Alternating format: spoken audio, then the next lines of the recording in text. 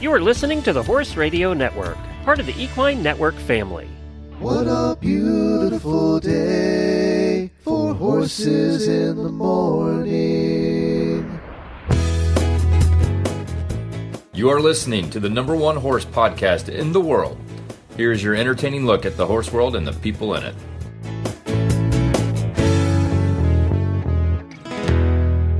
Chewy has everything you need to get your barn ready for spring, whether you're battling mud, upgrading your grooming supplies, which I need to do, or stocking up on electrolytes and ulcer guard for unpredictable weather. Chewy delivers what you need right when you need it. Stay on track with vaccinations, dewormers, daily supplements with trusted brands, and the convenience of auto ship. Plus, enjoy free shipping on orders over $49. God, this show costs me money every week. It's never been simpler to keep your horse happy and healthy. Start your spring restock today at chewy.com/equine for a fully stocked barn and for life with horses. There's Chewy. I am Glenn the Geek from Ocala, Florida. And I'm Samantha Clark from Lexington, Kentucky, and you are listening to Horses on the Morning on the Horse Radio Network, brought to you by Chewy. Good morning, Horse World. This is a very special edition. Yes, it is a very special edition. Samantha, thank you so much for doing this. I really appreciate it. My absolute pleasure. Now, this is a special edition in that Samantha and I are going to take you back memory lane, and I know a lot of you... Way back. 18 years ago. We worked together for a long time, Samantha and I, in a couple of different shows. But the first show that we did together was the 2010 World Equestrian Games. It was called the 2010 Radio Show. And I don't know if you guys can see this, but I dug this out of the back of my closet. It's a shirt that actually has our logo on it from 2010 WEG. That's like a humble brag that you can still fit into it, Glenn. It's a humble brag that it's not moth-eaten, I think. And it made about 5 moves with me since then. We wanted to do this episode to honor a special person in our lives, and I will say that the Horse Radio Network would not be here, and I think our guest today probably doesn't realize this, but the Horse Radio Network would not be here without his help. He helped in a way that I don't even think he realized, and we'll get into that a little bit later. But I think without Dr. Lyons of Alltech, I wouldn't have made it past 2010 with the Horse Radio Network. So I do credit him and our guest today as part of the reason why. And I think, Samantha, you know why, right? Absolutely. Yeah. And the same goes for me.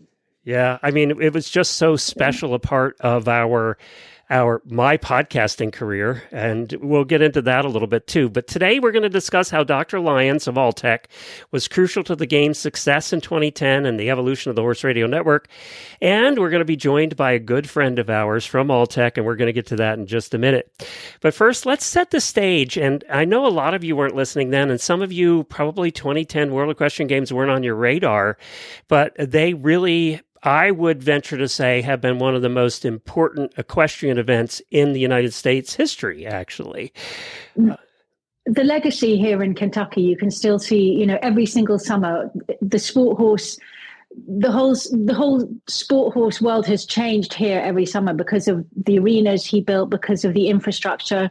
And that's, it's still, people bought horse farms because they want to be here every summer. It's changed Lexington is, even when you walk downtown and you still see memorabilia and you see the horses, and it'll last forever here in Lexington. We won't ever forget. So I had started the Horse Radio Network with the Stable Scoop Radio Show in 2008. And shortly after that, a mutual friend introduced Samantha to me. And I said, Samantha, you'd be a perfect podcast host. She went, what? What's a podcast? You were in True radio. Story. Yeah, I know, that's true.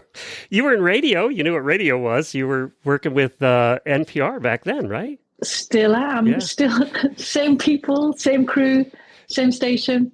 So you were doing news back then, and you were covering the World Equestrian Games through the local NPR there in Lexington. Yes. And I said, one of the reasons that Jennifer and I moved to Lexington, Kentucky was to do a podcast about the World Equestrian Games. I knew when I started the network, I wanted to do one of those. So Samantha kindly agreed to actually do what we called the 2010 radio show. There was radio back then because nobody knew what a podcast was. We barely knew. Yeah.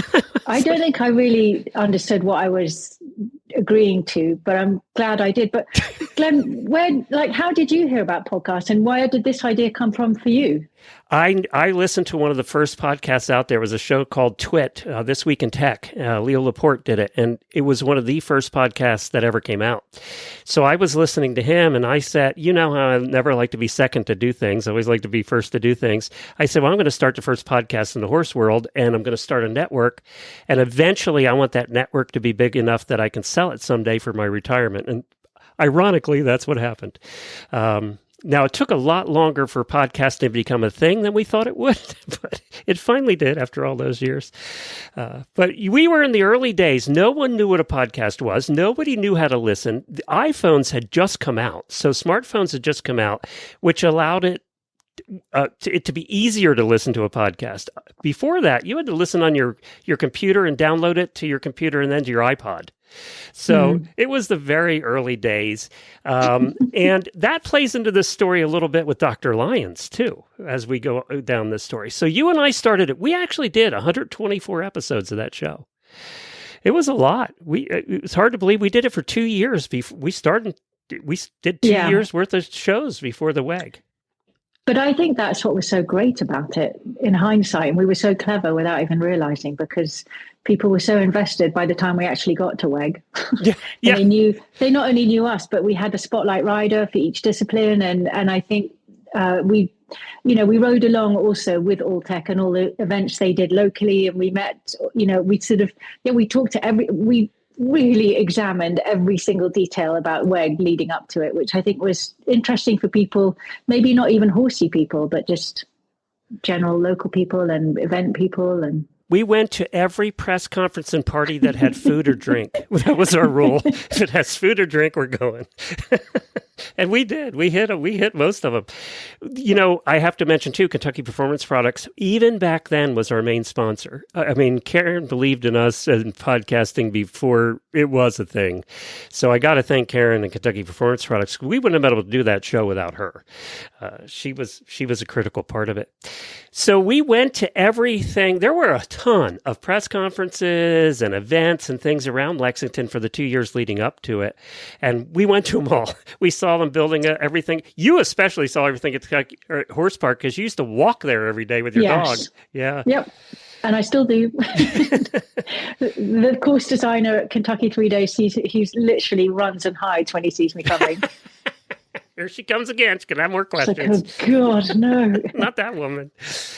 So, when we first heard about Alltech was when they became a sponsor of the World Equestrian Games. And I don't remember the first event we went to with them, but it was one of the early ones, I think. I'm pretty sure.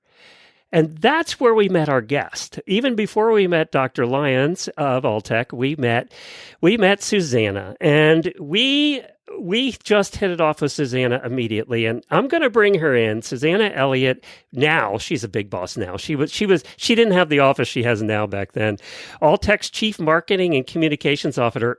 Susanna, back then you were just in marketing, right? Yes, I had just been put in charge of Alltech's sponsorship of the games in terms of PR. And that was only a year into working for Alltech. I had just finished a year circuit working as an assistant to Dr. Pierce Lyons, which was an adventure, as you might imagine. Do you remember how we met? It must have been at one of the events or something.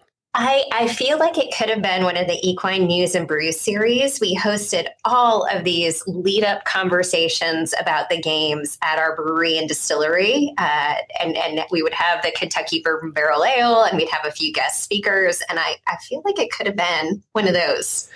We hit it off. We met before that. Was it before that?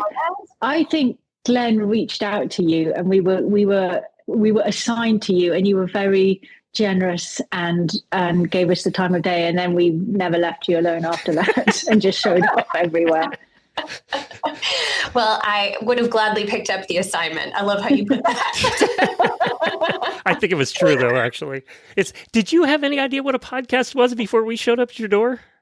It was just emerging on that communications front. And I honestly think that is what attracted Dr. Lyons to you all and to his belief in what you were doing, because it was maverick, just like he was. And it was against the grain, but it was a way of telling engaging stories, which, if you knew Dr. Lyons, you knew that he was one part scientist, but even more of a storyteller. That Irish DNA ran hot in his veins. I love that. I think that really encapsulates him, and especially when you said a bit maverick, because also he was incredibly loyal to us. I mean, I'm sure to everyone, but to us especially, because we got not into trouble, but no one really took us seriously. But the fact that Dr. Lyons had our back spoke volumes. It was like having a little sort of golden ticket in our back pocket. It was, well, because you were doing something different. And I think that was his experience of his entire career. And so when he spoke of the two of you and of Horse Radio Network, there was always a bit of a twinkle in his eye, because he knew you were up to something, and that it was with your passion and your enthusiasm, it was going to lead somewhere that I think he wanted to be along on the journey. Well, tell us a little bit about his history and how, if you got to kind of give us the Reader's Digest version, because we could spend hours on this topic. Yes. His history of the beginning of Alltech and how that came about. Right. So it's very fitting that we're doing this the day after St. Patrick's Day, actually, because he's an Irishman, and he was the first Irishman to receive a formal degree in brewing and distilling, if you can believe that. A degree that many people probably would enjoy having. But he actually came over to the United States with his young family in the late 1970s. He was on a distinguished scientist visa. It was during the fuel ethanol boom, and he was helping farmers with another business. And originally, it was going to be a 3-year term. Just yesterday, Mrs. Lyons was telling me that she fully expected to head home to Ireland after 3 years. And yet, here she is today, because he founded his own business in 1980, named Alltech, after their oldest daughter, Aoife Louise Lyons, and because it was first in the alphabet, with the letter A, and he founded it with $10,000. And what he saw was an opportunity to apply his understanding of yeast fermentation to the gut of an animal and to improve the digestive processes. Everything that we do really began and started with yeast fermentation. And he, though, was a very committed scientist. He worked quickly with universities to establish mode of action for why these products worked, and eventually grew a global business that today serves customers in 140 countries. We're a $2 billion business working across all different species, everything from your dogs and cats and your horses to cattle and production pork and poultry and aquaculture. How did they end up in Lexington? I think that was part of his original placement, was in this general area. But Lexington, they had the choice between Louisville and Lexington, and they chose very wisely for those of us who are Lexington fans, partially because it reminded them of Ireland. It's the rolling hills, the stone fences, the people. It very much reminded them of home. Samantha? Yes, no, I was going to say, I do remember you giving us a tour around Alltech one day, and I had no idea how vast and how wide the reach was. I think the last stop, when I was pretty exhausted and my brain really couldn't take much more in, and you were still like, here we're now at the aquaculture, the fish farm. I mean, it was incredible. It just, nothing was sort of beyond his vision. I still have nightmares over those fish tanks, I have to say, though. That was something. And, we used to make fun of him. The other thing, he was so good because you could tease him about stuff and he was okay with it. Oh, he loved it. Yes. Dippin' Dots was another one. We used to tease him about Dippin' Dots all the time. No, you are exactly right. Dippin' Dots was an invention here within Alltech. Right. They were experimenting with a bit of ice cream, and then it became its own business, which again, Dr. Lyons supported, Kurt Jones. And today we also work in crop science as well. A lot of focus on the soil microbiome, soil health, with biologicals for crop production. And so the business has continued to grow and evolve, but it was all centered on, big vision and dreams and passion. And that's what he saw on Horse Radio Network. And I think that's what he saw in the games as well. Well, that was my next question. Was he a horse guy at all? No, and that's the kicker of it all. He was not. It was more, I think, the fact that this was an opportunity to demonstrate the importance of nutrition in animal performance, number one. But number two, it was happening right here in his backyard in Kentucky. And he was passionate about Kentucky and bringing Kentucky to the world and the world to Kentucky. And so what better opportunity than the first time ever that these World Equestrian Games were coming outside of Europe for the very first time to the U.S. And so he did it. Would he have done it if it was held in Dallas, or was it because of the Lexington thing? Yeah, I think it was very much because of the Lexington connection and this opportunity to really showcase our brand in our backyard and host the world. It was something that he was very, very proud of. And we still are today with our corporate headquarters. We regularly bring in people, leaders in agribusiness and other industries into Lexington. And it's something we're very, very proud to showcase. Yeah, I mean, not only did he host the world, but he hosted the very best in the world. I mean, the World Championships, I think, maybe even more so than the Olympics, because it's just the World Championships of all those horse disciplines. Plus you have all 8 disciplines. And like you said, Susanna, for the first time ever outside Europe, I mean, it was such a massive undertaking and such a incredible vision for him to sort of understand that already. When you look back, like now we take it for granted. We've got the Alltech Arena, the Rolex Stadium, all the infrastructure, but none of that was there. And that was largely due to Alltech that we have it now. Yeah, and I love what you're bringing up, the moment, taking us back, because I think that was part of what we faced in that lead up to the Alltech FEI World Equestrian Games. Was Lexington was very much horse country, but it was a different kind of horse country in large part. We understood racing. And here we were talking about eight world championships of equestrian sport. You listed them off and people kind of gave you blank stares because they had no idea what is really vaulting? What driving was, what reining was. And so there was a massive education curve for many folks as we began talking about the games. And so I literally remember running courses here at our headquarters where we invited the public in to learn about the 8 world championships of equestrian sport.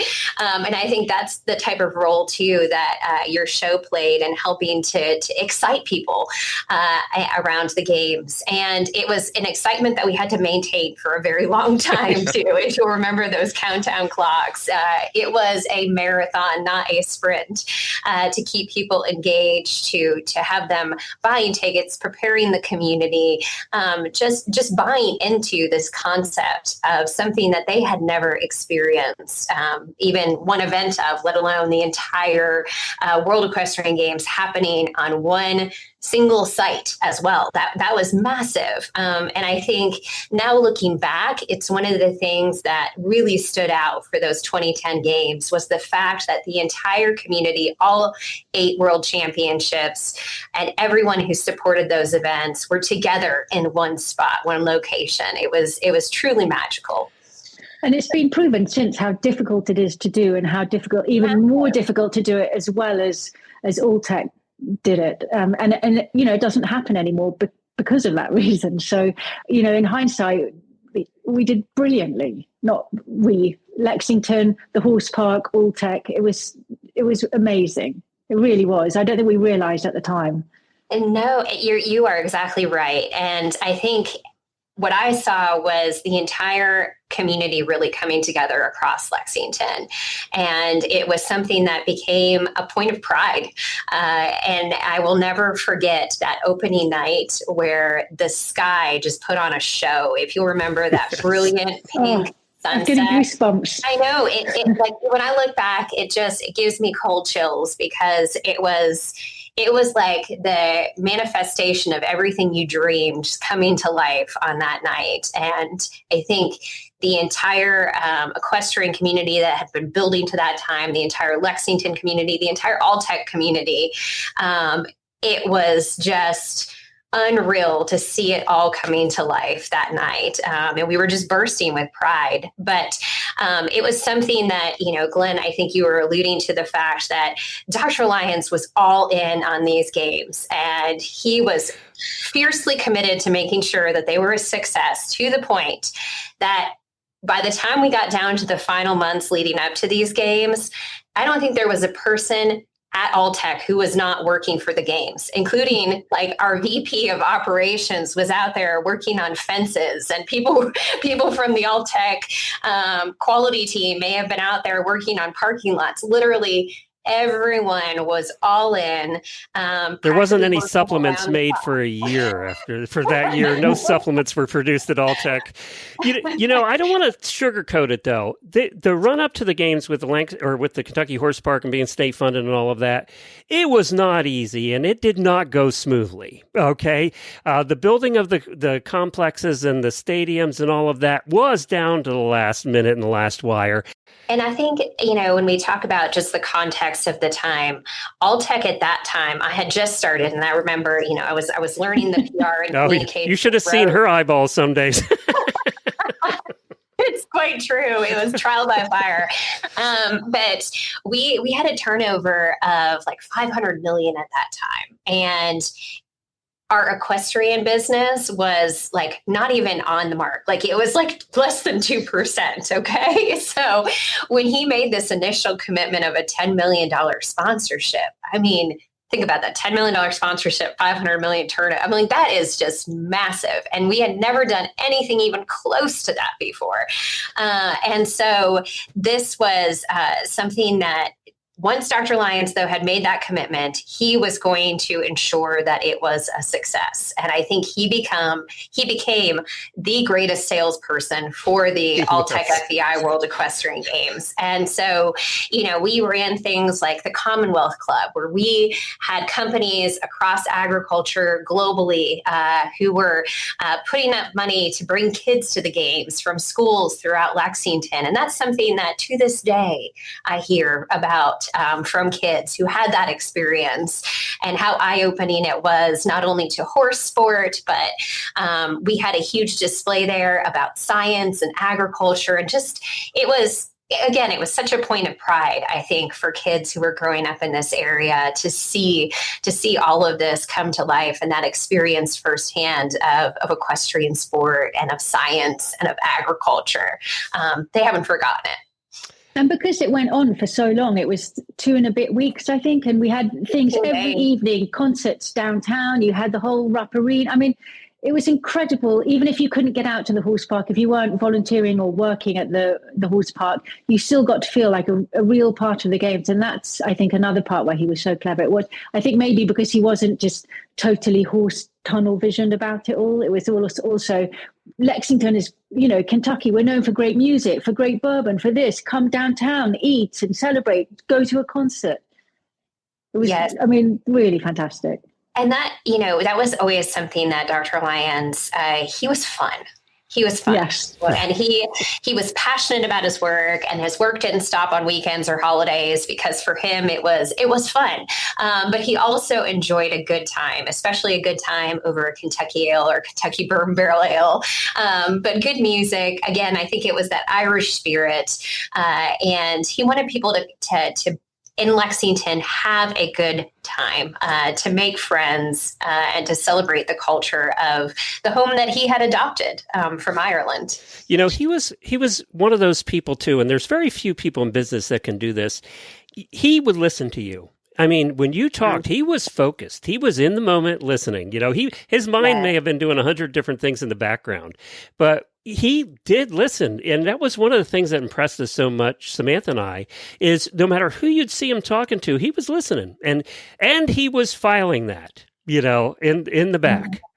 100%. And I can tell you, having served as his assistant before I took on the games PR, he would have these little black books. And so after he'd have a conversation with you, Glenn, he'd go to his little black book and he'd write down the insights from the conversation. Yikes. And even little things. I want to see the book. I don't want to see the black books. We do. And that's what, that is what made him a good salesman, though, because he was a friend first, and he remembered those special and unique details about people and would follow up on them. I saw him do it countless times. And that was what was so memorable and special. So we came to you, Samantha and I had this idea because we were partial to the para group and the Paralympics group, and we knew a lot of them, and we covered para as well as we did, everybody else, and we came to you and said, because back in that day, you guys have to remember, YouTube was really not a thing, and Facebook had just started, and we wanted to do a live video fundraiser for the Paralympic team, and there was no way Samantha and I were going to do that ourselves. We just didn't. Nobody had the technology, and we thought, well, Alltech must know something about this, right? So we went to you went to Dr. Lyons, and Dr. Lyons graciously said, we have a studio, we have a TV studio, you guys can do your fundraiser here one night. And I mean, we took over the place for an entire evening. We raised over $10,000 doing a live feed when that was almost impossible. It was so cool. I remember that. And it was an honor for us to be a part of that because that was the first time that I think para was being included in the World Equestrian Games, and how special to be part of supporting those athletes' journey to their first World Equestrian Games. And it was nerve-wracking because, again, none of us knew really what we were doing. Samantha had to host it while we didn't know what we were doing. Samantha, you were great. I completely Samantha blocked it out. I can't remember hardly any of it. You were terrific. I think that was the story of the entire games, though. It was like a do the next right thing, open to any and all good ideas, because none of us quite knew exactly what we were doing with those games. But what a success they were. I want to get into why you saved the Horse Radio Network, and I include you in that. But first, I want to give somebody else credit that believed in us from the very beginning and still a friend today, and that's John Nicholson, who was the head of the Kentucky Horse Park. John was like Dr. Lyons. He saw, I don't know what he saw in podcasting, or he just like Samantha and I think that was a little bit of it. But he would, anytime we'd ask for something, he'd help us. He was really good with us, just like Dr. Lyons was. And, we were nothing. And I'll tell you, I wanted to give him credit because we still talk to him today, and he runs Old Friends, and he does a great job. But this to the point that we applied for press passes. I don't know if you remember this, but we applied and we were accepted for press passes, and they were hard to get. And nobody knew who we were, and the press office certainly didn't know what a podcast was. So we get there to pick up our press passes. This is all very formal. Remember this? Yeah. I forget, it was in an office somewhere. We went to pick up our press passes. They didn't have them. And then they said to us basically that we were not approved for press passes. And we were like, well, what the hell do we do now? We just did 2 years worth of shows and we can't cover the events because we didn't have tickets. We were counting on the press passes. And what Samantha's idea was to call who? Samantha, do you remember who we called? No. Susanna. We called Susanna. And we said, hey, look, we can't get in. And did you go to Dr. Lyons or did you get us in then? I cannot remember, but I do remember. I distinctly remember when that email came in, and I just remember making a few connections and making it happen because you guys were already, to your point, you had been phenomenally covering this lead up to the Alltech FEI World Equestrian Games, and there was no way that you weren't going to be there. Well, I think, Glenn, and you can cut this maybe, but I feel like we didn't get approved for credentials, but we didn't know until we went to pick them up. That's right. That's correct. And then I think I was furious, and you were. I don't think I reached out to Susanna. I think you did. I was like, fine, if they don't want us to move. I've known Samantha now for almost 20 years. I haven't seen her mad too often, but she was really mad that day. It's like her Britishism came out that day in that office. Well, because also it was nothing to do with Alltech. It was completely, that's all the sort of inner workings of God knows who, the press people, FEI. But anyway, yes. They obviously did not see the value in us. Well, thank God for Alltech and for you, Susanna, and for Dr. Lyons. Yeah, we would not be here today if it had that one little thing is what I credit to saving the Horse Radio Network. I really do. That one thing that wasn't much for you to do probably, but meant the world to us. And then what happened was they didn't know what to do, so they gave us an all parks pass. Do you remember that? We didn't have a media pass. We could get in anywhere. We got in places the media couldn't get into. I know. We could have been in the stables. We could have been doing all sorts of things. We didn't know how lucky we were. We should have been doing a lot more.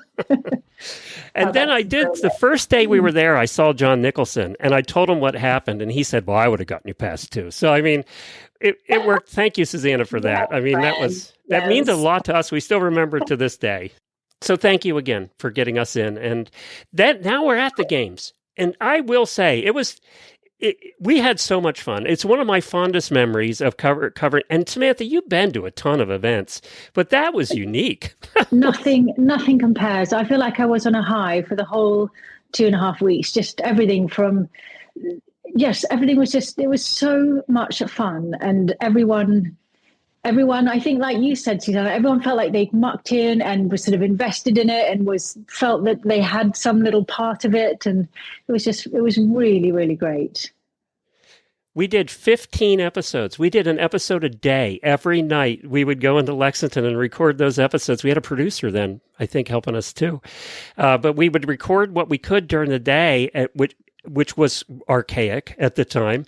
And then we would go. And then the other thing is they had a whole bunch of side events, horseball and things like they had demonstration events that were happening. We covered those too. I had the whole horseball team from Canada in my house the one night eating Chinese. There were like 20 of them in our house one night eating Chinese. I mean, there were just some really cool. We met so many new people, clinicians and things like that at those games as well. But for Samantha and I, we just got to run around and watch everything. It was the coolest experience. I think, yes, it felt no one else was really doing what we were doing. There was all the traditional media, but no one else was just really being like an everybody, being like a fan. And we got to talk to, I remember, it's so funny. I talked to Brett Parbury, who was representing Australia in dressage. Have not seen him since. He was at Aiken in February this year. And he looks exactly the same as we all do. And it's like, hello. I said, you probably don't remember, but we talked at the World Equestrian Games in Kentucky. And he didn't remember me, but he did remember the game. So we talked about that a little bit. I remember sitting we had all the shuttles. Do you remember the shuttles to get everyone around the park? Yes. And I sat next to George Morris, of all people. And I'd only ever heard about him growing up. And I was I've never told anyone this before, but I'll say it now. And so and I was just wandering around. I had that little, I think it was a tape recorder or a video recorder, some little gadget. And I was like, oh, hello, can I do an interview with you? And because everyone had just said yes. Everyone was like, okay, what do you want to talk about? And he said, what? And I said, I'm doing a podcast with Glenn the Geek. Can I talk to him? He was like, what a stupid question. Of course not. And it was so horrible and rude. That was the only one time that I was slightly crushed. But otherwise, everyone was really into it, loved it. I think we had people following from Australia, from New Zealand. I mean, it was just so much fun. Do you remember being the crazy ride with Lucinda Green one night in a golf cart? Yes. There were just some wild things that happened. And we had Hamish and the two Australian guys who came over. Do you remember that? Yes. Yeah, and I would go, Susanna, we would see Susanna occasionally, although they kept her very busy. So we would see her occasionally. And I remember, Susanna, you needing hugs a few times during the 15 days. No wonder. It was a long stretch, but actually, I kind of actually remember the high for the most part. they went by in a flash to a certain extent. And do you remember, like, the weather was just glorious. Like, you never know what you're going to get at the end of September, beginning of October. And maybe there was rain a couple days, but for the most part, I remember beautiful, beautiful weather. I remember, Samantha, we went to the start of the endurance race, and we were both in shock because you would think the start of a 100-mile race, they would just saunter on out and head out. Hell no, it was like a sprint. I mean, they all took off bumping each other, and it was the craziest thing I'd ever seen. It was like, are you kidding me? They're a 100-mile race. It was nuts. And then I used to go up to, we did a lot of walking. You used to escape. If I didn't know where Glenn was, you could go and find him watching the vaulting. I'd go up to sitting in the shade with a lemonade. I could take a nap up at a vaulting in the afternoons. It was so quiet in the Alltech arena. It was so nice. Because I think they were last to go, so they hadn't actually started competing. They were maybe just practicing. And Glenn would go up and pretend to be doing Samantha interviews. got very mad at me the one day for disappearing for 4 hours.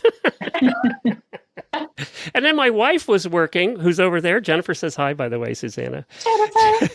She was working at one of the booths, selling for one of the companies there. So she was there the whole run as well. So, the games were a blast. After the games, how did Dr. Lyons feel about it? We never did ask you that question.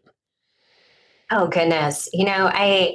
I think it revolutionized, in a kind of a quiet way, it revolutionized how we looked at the world and how we looked at ourselves. There was a new confidence that came into the business that, wow, if we could do something like this, which was totally outside of our lane, working together, what could we do now? And I think he would often have this phrase of, like, he would say, why are my dreams for you bigger than your dreams for yourself? And to a certain extent, I think he almost internalized that coming out of the games. And he went on to do a number of acquisitions shortly after the games. We actually grew the equestrian part of our business through a series of those acquisitions that included a number of companies that had horse feed, master feeds up in Canada, Guabi down in Brazil, and then even after his passing, we acquired Mrs. Pasture's Cookies for Horses, which was our they were a sponsor of ours at that time, Mrs. Pasture's. They're awesome, and they're celebrating their 40th anniversary this year, and we've extended their line with a number of new offerings that bring in Alltech technologies. But I think it just changed the confidence across the business, and in a bit of a quiet way. And unfortunately, though, he passed away in March 2018. So again, it's not only fitting that we're recording the day after St. Patrick's Day, but also as we remember him 8 years after his passing and the legacy that he left, because he did leave us abruptly. He had a heart surgery in November 2017. He did well in that heart surgery, but it was in his recovery. He had an interaction with a medication that just shut down his lungs. And so the business passed on earlier than expected to the second generation, his son, Dr. Mark Lyons, who was at the games. And at the time of Dr. Lyons' passing, he was wrapping up, I think, almost 7 years in China, leading the business there. And so it continues on and has grown and thrived under Mark's leadership. He coined a new phrase that is our purpose and vision, working together for a planet of plenty, which I think just builds on so much of the roots that his father had planted and the vision that he had. And it's just very collaborative in nature, which is, again, so much of what we saw at the games too. We saw that power and that value in bringing together a lot of diverse people behind one mission. And still giving so much to Lexington, like just talking about St. Patrick's Day, it's the Alltech St. Patrick's Day parade. And, that's now a 2-day festival. It's incredible and so much fun here in Lexington. But it is. And Dr. Pierce Lyons' wife, Mrs. Deirdre Lyons, who co-founded the business with him, she personally helps plan that parade every year and personally plans the company float. It's something that they're again very proud to call Kentucky and particularly Lexington their home. What are some of your favorite memories of Dr. Lyons? How old was he when he passed, by the way? 72, I thought he wasn't that old. Yeah, no. And the day he had the heart surgery, he had gone out for a run, which they couldn't believe because what they did was they found that he had significant blockage. I think it was heavily blocked, but he, again, there was nothing that he wasn't going to do. He set his mind to. And there are many, many stories with Dr. Lyons. And I think for me personally, it was just the overriding sense of belief and confidence that he had in people. You were given jobs that were probably well beyond your credentials at the time. For me, that included, Susanna, why don't you represent and do PR for our sponsorship of the Alltech FEI World Equestrian Games? I was young. I was very young. You were in your 20s, weren't you? I was. I celebrated my 25th birthday at the games, during the game. I don't know how well you celebrated it, but you turned 25. Right. No, it was fun. I'll always remember that. But in terms of a games memory with Dr. Lyons, I told you he was a storyteller, and he also had his antics. And this was one of the first times that Alltech was having media interviews with mainstream media. And in that case, he was doing an interview with a CNN reporter who was there with her producer and videographer. So I'm there in my PR role while he does the interview. And then he just grabs the two of them, loads them in his golf cart, and takes off to God knows where. Okay. And a couple hours later, I get a call from a producer at CNN headquarters in Atlanta saying, we've lost touch with our reporter and videographer at the games, and their last known location was with you. Where are they? So that may have been one of the times, Glenn, that I needed a hug, because I took off on a golf cart trying to find these lost CNN reporters that Dr. Lyons had just kidnapped. So, I'm sure they're still telling that story today too, though, and loving it. No doubt. He probably had him back at the bar at the tent, that's where I found them. That is exactly where I found them. Samantha and I might have made our way to that bar a few times too. So he obviously has left a legacy, obviously for you more than anybody, because it was so personal, and you guys worked so closely together during that time and after, obviously. And now you're like the big boss over there at marketing. You have a much bigger office, by the way. We're doing this on video, and your offices. You had a little office back then, ain't little anymore.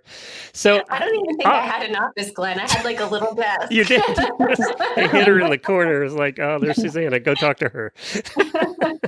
Congratulations on your success.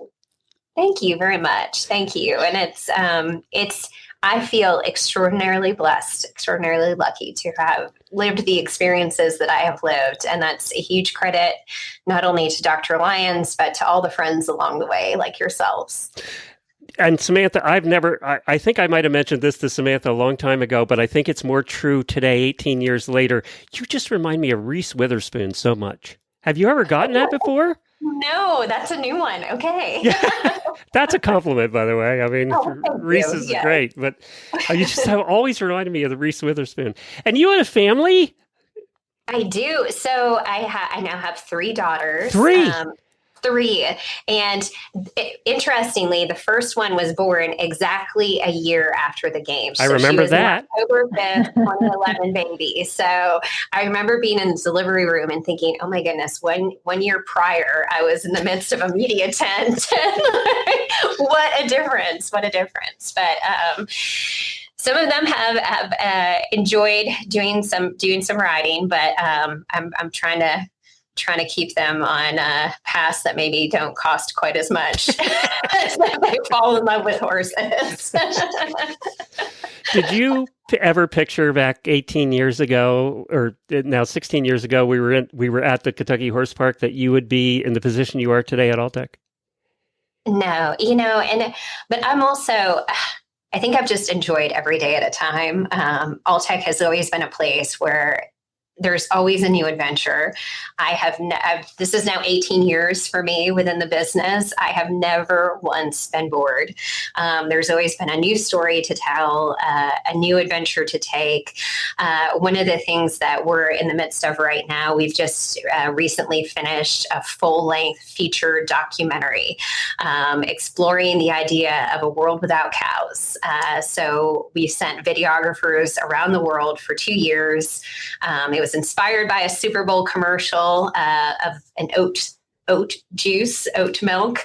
And from there, we said, okay, well, what would the world look like? Are we better off in a world with no cows? And so in the time that since we finished up that documentary, we've received 15 different film festival laurels. And after you and I finished chatting, I'm getting on the phone to talk to a distributor. And we're looking forward to hopefully broad distribution this coming summer. Well, that's incredible. So we'll see it at the Kentucky Theatre. I hope so. I hope you can even watch it at home and share it with all your friends too. So, it is, when I think about just those opportunities throughout my career, it's been so much fun. But I think even what Dr. Lyons was also passionate about, and that is that impact, having an impact, taking the time and the opportunities that we have to make a difference in the world around us. Well, this has been fantastic. It is so good to catch up with you after all these years. I don't know if Dr. Lyons' wife remembers us, but please say hi for us, because we met her several times too during that whole process.